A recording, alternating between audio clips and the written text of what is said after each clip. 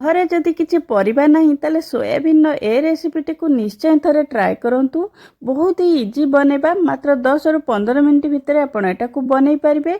आ खाइबा को भी मु पूरा ग्यारंटी दउची बहुत ही बढ़िया लागिबो। आपण रोटी परोटा कि नान जहाँ सहित भी खांतु ना, बहुत ही बढ़िया लागिबो। तो आपण को अनुरोध वीडियोटी को फुल वॉच करंतु। आ सेम प्रोसेस आपण निश्चय थरे बनांतु। तापरे केमती लागुची मते कमेंट माध्यम रे निश्चिंत जणांतु। नमस्कार। टेस्टी ओडिया फूड को आपण समस्त को अनेक अनेक स्वागत। एठी सोयाबीन रेसिपी बनाया मुझे 2 कप सोयाबीन नहीं जाइए। तो मुझे पूरा गरम पानी 2 ग्लास पाखापाखि पानी दे दूची। आम या बतुरेक रखा जमती कि सोयाबीन भल कि सॉफ्ट हम। तो गरम पानी देले एटा 10-15 मिनट भितर पूरा भलसे बतुरी जीव। तो ये देखो 10 मिनिट पर मुझे देखा सोयाबीन ये देखिपे केते बढ़िया से सॉफ्ट हो गलानी। आमको एमती सोयाबीन सॉफ्ट दरकार। तो आम यहाँ कौन कर 3-4 थर मुझे धोई आनला पूरा हाथ में भल से चिपुड़ी देवे जमती कि बिल्कुल पानी रही। सोयाबीन जदि पानी रही ना जो आम भाजवा से बहुत तेल टाणी थाए। ताकू मु भल कि चिपुड़ी साइड रखी दूची। ये कड़ई गरम करके मुझे 4 बड़ चामच सोरिष तेल दे देइछि। तेलटा भलसे गरम है मुझे 3टा मीडियम साइज पियाज को एमती स्लाइस कर रखी काटिकी देदेली। तो पियाजटा को आपण मीडियम टू हाई फ्लेम रे भल कि आम ये भाजवा। तो पियाजटा देखिपे एतिकी भाजी होगला आम कौन करवा पियाजटा को बाहर करदे। ये आपन गोटे अनुरोध, आपड़ जदि मो चैनल नुआ फास्ट टाइम देखुं तो प्लीज चैनल को निश्चय गोटे लाइक करेंगे। आपण फ्रेंड्स और रिलेटिव मध्य शेयर भी करेंगे। और प्लीज मो चैनल को निश्चय गोटे सब्सक्राइब भी करेंगे। तो ये देखो मुझे पियाज तक सब ये बाहर कर देछि। तो सही तेल रे आम ये 2टा मीडियम साइज आलू को काटिकी रखी देदबा। तो देकी चोपा छड़ेकी एमती क्यूब साइज आलू को काटी देइथिली। तो ये लुण टिके स्वाद अनुसार देदबा। आलू रे लुणटा मिसीज जमती। आ लो टू मीडियम फ्लेम रे आम आलूटा को एमती हल्का कलर टिके चेंज होगा पर्यंत भाजवा, जहाँद्वारा कि आलू भी अधा ये सीझीज। लो टू मीडियम फ्लेम रे 2-3 मिनिट पाखापाखि लगे। तो ये मुझे आलू को बाहर कर दूची। जो जी तेल देती से तेल रे आम रेसिपी टोटाल बनवा। तो एबे कौन करवा ए तेल को आम सब बाहर करदबा। कड़ई रे 1 चामच तेल रखिकी बाकी तेल तक आम ये गोटे बाउल को बाहर करदबा। ये देखिपे 1 चामच मात्र मुझे तेल रखी। तो सही तेल रे आम कौन करवा ए सोयाबीन देदबा। सोयाबीन आप जिते तेल देवे ना सोयाबीन सबू तेल पीजिव। तो तेणु जिते कम तेल रे आम एटा को भाजवा। तो सोयाबीन ये मुझे पकईदेली। आ लुण ये आम स्वाद अनुसार देदबा, जहाँद्वारा कि सोयाबीन लुण भलसे मिसीज भाजला बेले। तो ये देखिए आपन को हल्का भाजब, अत्यधिक ये भाजबेनी। 2-3 मिनिट पाखापाखि लगे 1-2 मिनिट भितर।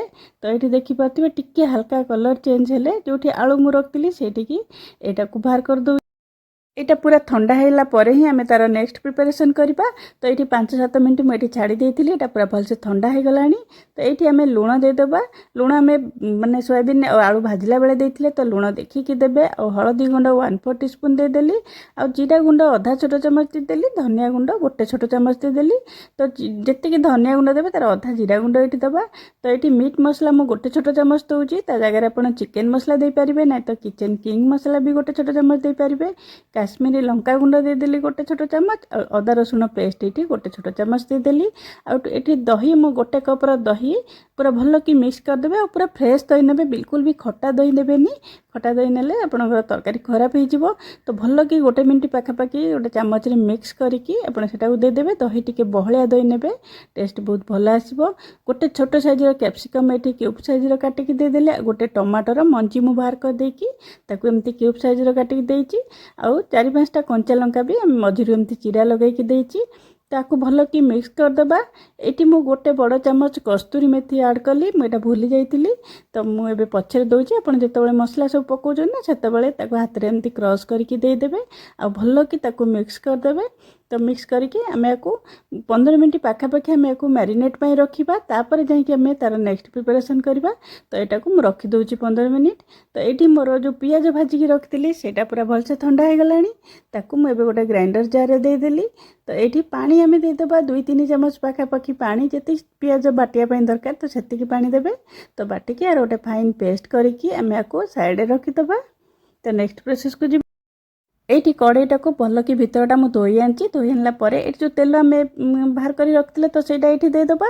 ତ ଗ୍ୟାସ୍ର ଫ୍ଲେମ୍କୁ ପୁରା ଲୋ ଫ୍ଲେମ୍ରେ ରଖିବେ। ତ ଏଠି 2ଟା ଷ୍ଟିକ୍ ମୁଁ ଡାଲଚିନି ଦେଉଛି, ଗୋଟେ ଗୁଜୁରାତି ଏମିତି ଛଡ଼େଇକି ଦେଉଛି, ଆଉ ଛୋଟ ଖଣ୍ଡେ ଜାଭିତ୍ରୀ ଏଠି ଦେଉଛି, ଆଉ 4-5ଟା ପାଖାପାଖି ଗୋଲମରିଚ ଆଉ 2ଟା ଲବଙ୍ଗ ଏଠି ମୁଁ ଗରମ ମସଲାରେ ଦେଇ ଦେଉଛି। ତ ଏଠି 1/4 ଟିସ୍ପୁନ୍ କାଶ୍ମୀରୀ ଲଙ୍କାଗୁଣ୍ଡ ଦେଇଦେବା, ଯେଉଁଟାକି ତରକାରୀ କଲର୍ ବହୁତ ହି ବଢ଼ିଆ ଆସିବ। ଆଉ ଟିକେ ହଳଦୀ ଗୁଣ୍ଡ 1/2 ଟିସ୍ପୁନ୍ ଜିରା ଦେଇଦେବା।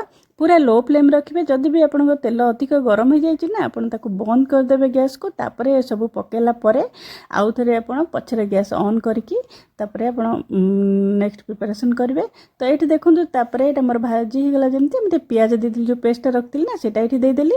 ତ ଦେଇକି ଆକୁ 1 ମିନିଟ୍ ଖଣ୍ଡେ ଆମେ ଲୋ ଟୁ ମିଡ଼ିୟମ୍ ଫ୍ଲେମ୍ରେ ଭଲ କି ଗୋଳେଇ ଦେବା। ଏଠି ଆମର ପିଆଜ ଭଜା ହେଇଛି ନା, ବେଶୀ ସମୟ ବିଲକୁଲ ଲାଗିବନି। ଜଷ୍ଟ 1 ମିନିଟ୍ ଆମେ ଏମିତି ଗୋଳେଇ ଦେଇକି ଆମେ ଯେଉଁ ମ୍ୟାରିନେଟ୍ କରିକି ରଖିଥିଲେ ସୋୟାବିନ୍ଟାକୁ ଏଇଠି ଦେଇଦେବା।